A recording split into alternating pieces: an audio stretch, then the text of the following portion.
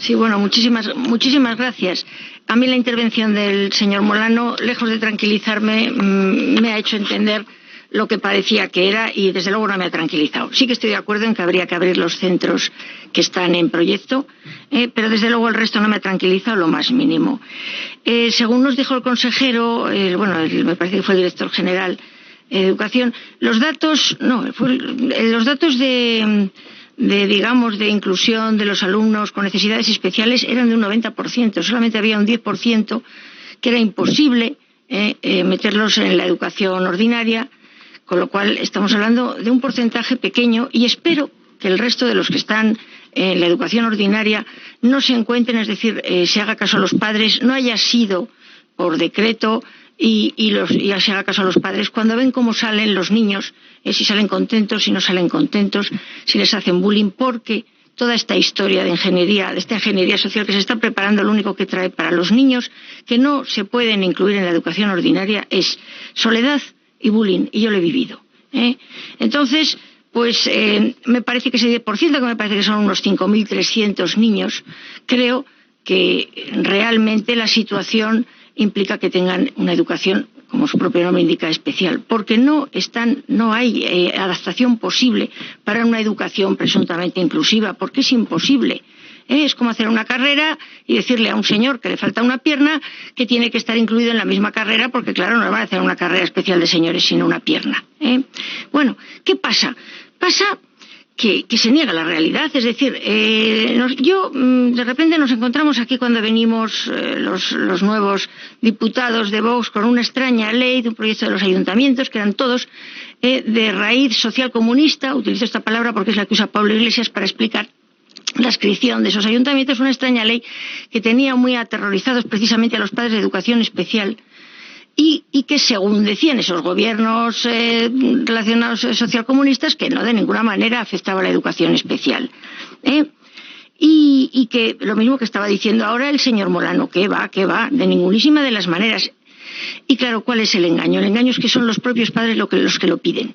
No, es que hay padres que piden que sus hijos se incluyan en la educación ordinaria y no hay recursos. Es lo mismo que en Cataluña, es que los padres no piden escolarización en castellano, que va, por Dios, naturalmente, no están pidiendo. Es decir, es utilizar una serie de falsedades respecto a lo que la población quiere para imponer una ingeniería social que a mí me gustaría que la señora compareciente me explicara por qué vamos a esto. Es decir, hay una serie de casos que es imposible incluir en la educación especial. Y sin embargo, aquí la cuestión consiste en que poco a poco se ve reduciendo medios y diciendo que se llevan a los centros ordinarios porque hay muchísimos padres que están deseando. Yo tengo muchos amigos que tienen hijos con síndrome de Down, no conozco ninguno que quiera que sus hijos se incluyan. A lo mejor los hay y me parece muy bien que se den recursos, pero yo que lo he vivido en directo, que a mí lo que me hace gracia es ver cómo yo no conocía el mundo de la política, cómo los políticos deciden sin conocer la realidad. Yo he estado en proyectos de esos de inclusión, estoy hablando de secundaria, con niños síndrome de Down. Yo he visto mayor crueldad en toda mi vida, crueldad extrema, por la sencilla razón de que yo los tenía 2 días a la semana en educación física, cosa de la que están completamente inadaptados para esas clases que se dan. Pero es que además era un vacío absoluto del resto de los alumnos. Y ustedes dicen, no, es que claro, más recursos y los profesores tienen que hacer. 2 días a la semana veía yo aquella clase y otros profesores 3, otros 4 y el tutor 1 día a la semana en tutoría. Aquellas 2 niñas, por ejemplo, de las que me estoy acordando, era un auténtico drama que fueran al colegio, sencillamente. ¿Por qué?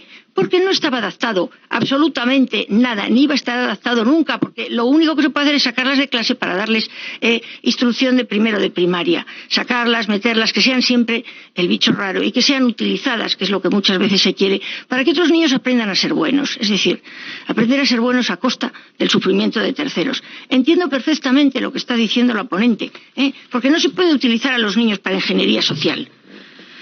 No puede uno coger y decir nuestra sociedad es perfecta y si no es perfecta la adaptamos a martillazos. Aquí la gente tiene que ser muy buena, los niños tienen que ser encantadores, tienen que admitir a niños con problemas tremendos, incluso que les tengan que cambiar los pañales, porque ya vendrán unos especialistas. Yo muchas veces digo que esto de la segregación no es ni bueno ni malo, es que a veces es necesario. En los hospitales hay segregación.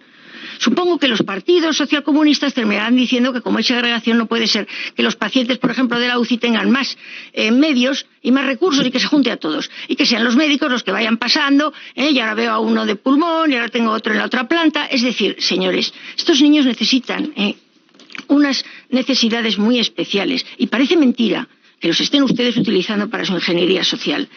¿Qué más les puedo decir? Pues que si, por ejemplo, la famosa ley CELA y esta ley maravillosa que pretendían poner todos esos ayuntamientos, no pretende esto, que lo deje claro, no lo deja claro. Nuestra ponente ha leído una serie de cosas que dejan clarísimo que aquí se va a la reducción y a la eliminación de esas aulas y de esos colegios. De todas maneras, por ejemplo, el señor Molano nos ha puesto ejemplo a Finlandia. Mi compañero Mariano decía, pero si es que al final, dentro de 10 años, es posible que no haya niños, porque tenemos una reducción de natalidad brutal, y posiblemente que no haya ni siquiera niños de educación especial, por la sencilla y simple razón de que, por ejemplo, en Finlandia ya no nacen niños síndrome de Down. Pero no porque los finlandeses hayan conseguido nada más que detectarlos y eliminarlos. Entonces, claro, ¿qué nos encontramos? Yo no sé qué ingeniería social buscan ustedes de seres perfectos. No tengo ni idea, pero me da hasta miedo, porque es posible, efectivamente, que no haya niños por eso. No, es decir, que no sea necesario porque simplemente se les eliminen. Entiendo la situación de la madre de Lucía y le puedo asegurar que en Vox vamos a luchar porque Lucía tenga lo que necesita, no lo que unos políticos que quieren hacer ingeniería social deciden que Lucía necesita, sino lo que Lucía necesita y lo que sus padres ven que Lucía necesita. Nosotros queremos que Lucía, como el niño síndrome de Down que hizo la película de Campeones, como otros muchos que cuentan allí yo encontré lo que necesitaba, encuentren lo que necesitan. Y que curiosamente es lo que se les quiere negar, porque aquí pasa una cosa, todos los políticos de SEALA dicen que no se va a quitar la educación especial. Y los padres y los políticos de SEALA decimos que está clarísimo que se va por la educación especial. Aquí alguien miente, aquí alguien no entiende las leyes. Si realmente no hay esa intención, que quede claro, que quede clarísimamente claro en la redacción que no se va a hacer eso, si es muy fácil. Es muy fácil, quiten todos los artículos que generan la duda. Los ha leído la señora ponente. No creo que sea complicado. Entonces, tiene que ir terminando. Sí, yo a la ponente le hago dos preguntas que si quieren me las contesta y si no, no. Que le puedo asegurar que lucharemos por Lucía y por todos esos niños porque es absolutamente demencial lo que se quiere hacer de ingeniería social con estos menores. Y desde luego, ¿por qué los políticos de izquierdas no dicen la verdad?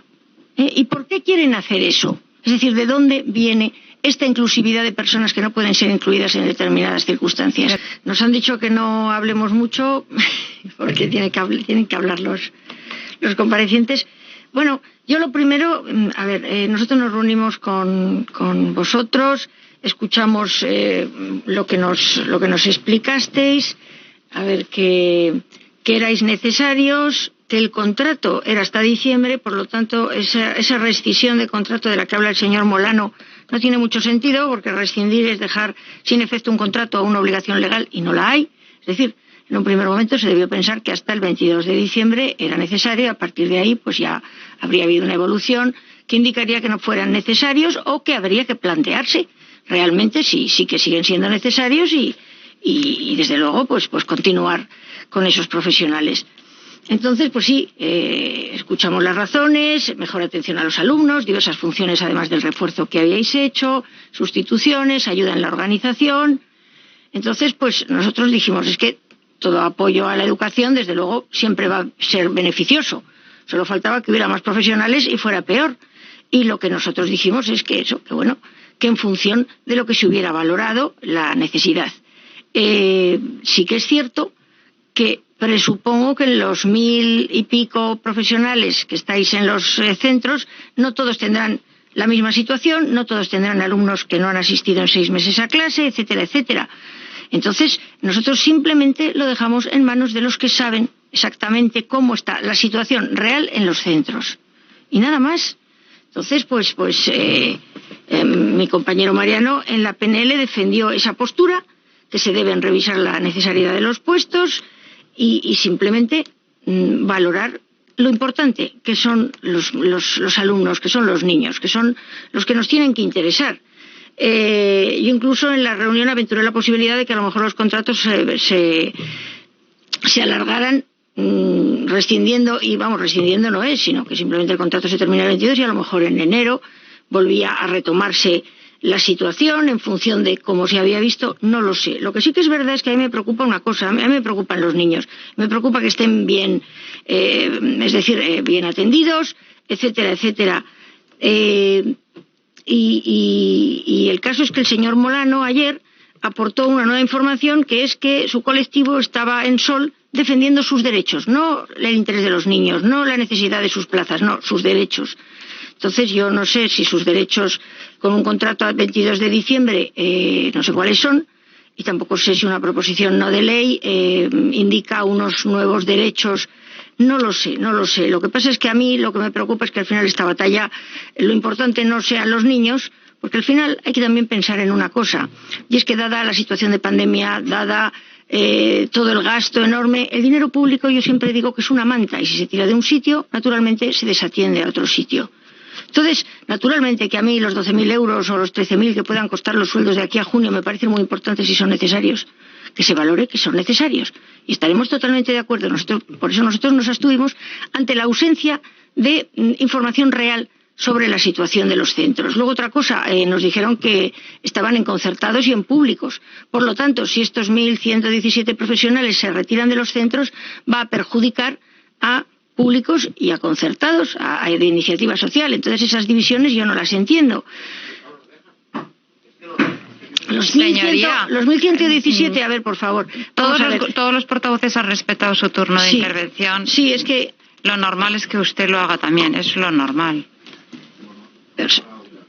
Es que claro, yo a mí me gustaría hacer un caso y recibir información fidedigna de la bancada de ese lado, pero como ya me han contado tantas trolas, pues lo pongo en duda y no dudo que esta vez sea verdad, pero claro, es que no resulta creíble. Y desde luego yo creo, y estoy muy de acuerdo con el señor Molano, que naturalmente los niños de la educación de iniciativa social son igual de valiosos y de importantes que los de iniciativa pública. Y si se quedan los de uno, se queden los de otro, o donde sean necesarios, con independencia de cómo sea el centro, si es de iniciativa social o de iniciativa pública. Y estoy de acuerdo en que es lamentable que existan comunidades autónomas que hacen que haya niños de primera y de segunda. Lamentable. Pero eso va mucho más atrás, mucho más que el origen. Y ya lleva usted varias veces intentando que efectivamente haya igualdad entre comunidades autónomas y comprobando cómo Vox lleva razón cuando dice que las comunidades autónomas solamente sirven para discriminar a los españoles. Entonces, pues me alegro de estar de acuerdo con el señor que el señor socialcomunista esté de acuerdo con el partido Vox. Muchísimas gracias.